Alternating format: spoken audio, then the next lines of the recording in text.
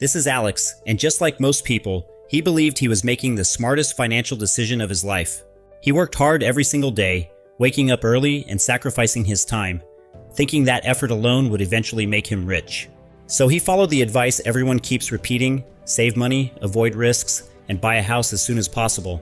For years, he saved every extra dollar he could, cutting expenses and delaying gratification, all for one big goal.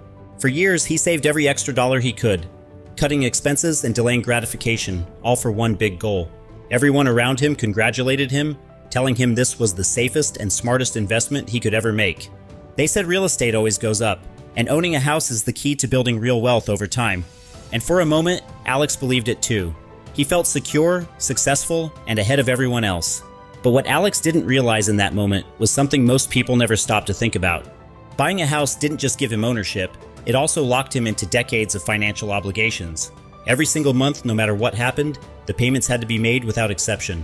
Mortgage payments, property taxes, maintenance costs, and unexpected repairs slowly started adding up.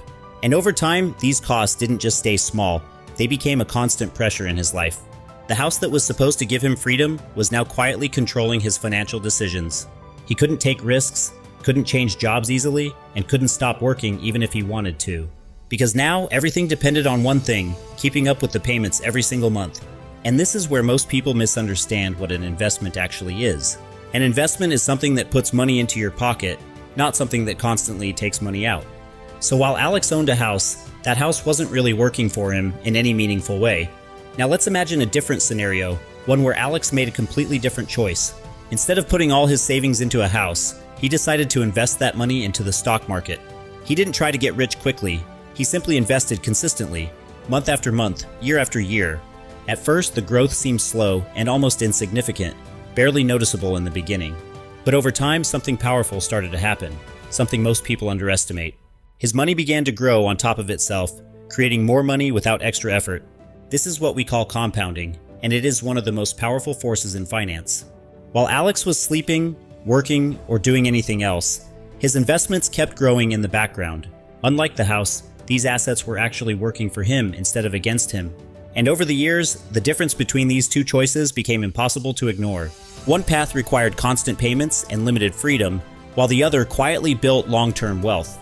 So the question is not as simple as stocks versus real estate, because both can work, but only if you understand what you're actually doing.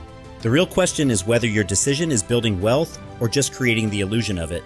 Because owning something expensive does not automatically mean you are getting richer. And most people never realize this until it's already too late to change their situation. So before you make a decision like Alex did, you need to ask yourself one simple question. Will this choice actually make me richer over time, or will it just make me feel like I'm doing the right thing? Because in the end, financial success is not about what you own, it's about what generates income for you. And the sooner you understand that, the sooner you stop working for money and start making money work for you.